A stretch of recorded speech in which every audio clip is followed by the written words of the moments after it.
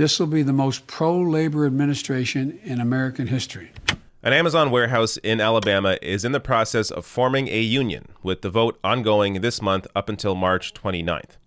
Now, this would potentially become Amazon's first unionized warehouse in North America, so of course Amazon is doing whatever they can to try and stop them. And President Joe Biden, the union president, has been completely silent. Now in this video, I'm going to go over many of the potential reasons why he's been silent, and there's a lot of them. And I'm also going to go over what Amazon has been doing to bust up this union. But first up, I just want to remind you what Joe Biden has, the kind of language he's been using when it comes to unions. During this crisis, the American people are seeing just how vital unions are to the health of this nation.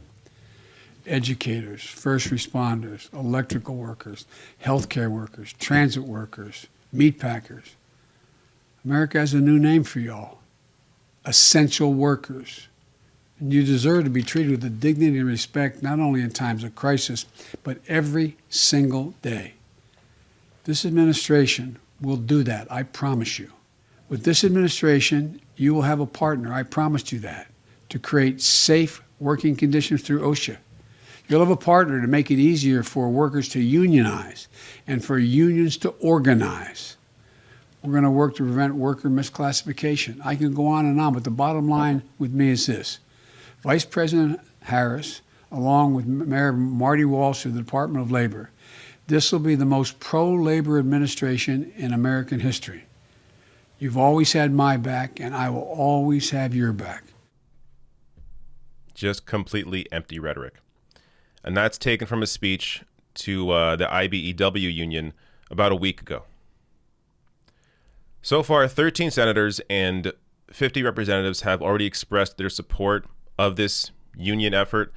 Of course, Bernie Sanders there leading the charge, but you also have lesser-known lawmakers like Representative Terry Sewell of Alabama's 7th District. So, a lot of lawmakers out in support of this union.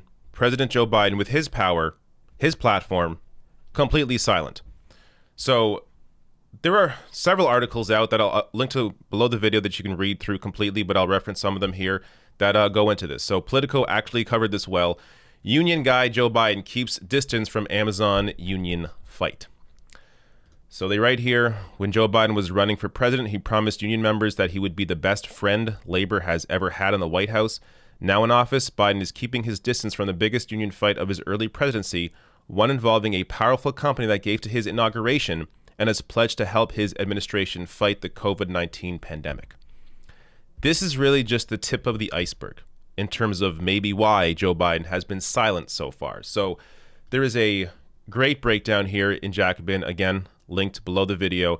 Let me just read this piece before I go into other examples they bring up. There's also the fact that Biden's union-friendly image is built on remarkably little beyond affable backslapping and some well-placed cultural signifiers. For a large chunk of his career, Biden championed policies vehemently opposed by unions, including entitlement cuts, constitutionally required austerity, and dismantling of welfare, and has betrayed labor with his voters in favor of NAFTA and normalizing trade relations with China.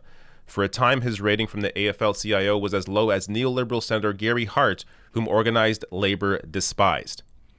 So, again, this is just a piece of what Joe Biden is about. This article goes deep into some of the other potential conflicts here and why Joe Biden is not supporting this unionization effort. So they touch on how after Microsoft, Amazon senior executives gave the most donations to Joe Biden during the Democratic primary. Amazon gave up to $1 million to Biden's inauguration. Amazon's in talks right now to help with the vaccine rollout. And Obama's former press secretary, Jay Carney, is now a senior vice president at Amazon. Showing you that when the rubber hits the road, Joe Biden is going to align with corporate interests, the wealthy, his friends, over actual workers. Now, there is, of course, more to this. Here's how the Joe Biden administration is responding to questions around this. A Biden spokeswoman stressed that it's also the White House policy not to comment on the merits of specific cases that are currently before or likely to be before the National Labor Relations Board, which adjudicates unionization campaigns. Quote, President Biden has urged employers not to run anti-union campaigns or interfere with organizing and bargaining, and has called for holding employers accountable and increasing penalties when they do, the spokeswoman said. So, just a very general statement about, again, the empty rhetoric Biden has spoken about before, but when it comes to an actual specific situation, he's completely silent. And the idea of saying, oh, we're not going to comment because, the National Labor Relations Board, we don't want to interfere. Well, blow to Amazon as Alabama warehouse workers given go-ahead for union vote. National Labor Relations Board denies Amazon's bid to delay election and says vote can be conducted by mail. They've already weighed in here. Now, yes, there may be more in the future on this, but in the past, you've had other lawmakers. Ronald Reagan spoke up to bust unions. So why can't President Biden do the opposite if he is, in fact, the president of unions? More here. Politico. Amazon has reportedly encouraged workers to vote no in the election, including posting flyers in bathroom stalls at the warehouse. The company also sought to delay the Amazon warehouse election and requested the vote take place in person rather than by mail, despite the COVID-19 pandemic. And again, this is the tip of the iceberg when it comes to Amazon's attempts here to union bust. They also offered $2,000 in a resignation bonus to bust Union Drive in Alabama. Now, their excuse here is that, we offer this to any worker generally when it comes to, so every year after the holiday rush, they offer this money to people that want to leave the company. Hey, you want to leave? Here's a check. You can go. Except they had never done this in Alabama before this. This is the first time they're doing this in Alabama, and it just happens to coincide with this vote on the union. More here from Vice. Even before the offer, meaning that $2,000, Amazon has gone to great lengths to deter workers that include, but are not limited to, hiring contract workers who can't vote in a union election to walk around with vote no pins, bombarding workers with anti-union propaganda online, in text messages, and in every physical space at work, convincing county officials to change traffic light patterns outside the Bessemer warehouse, undermining canvassing efforts by union organizers. So, a lot here. This one, of course, crazy, but is true. They worked to change how the traffic light patterns operated so that traffic would stop less in front of the warehouse, meaning that there's less of a ability to interact with people that are outside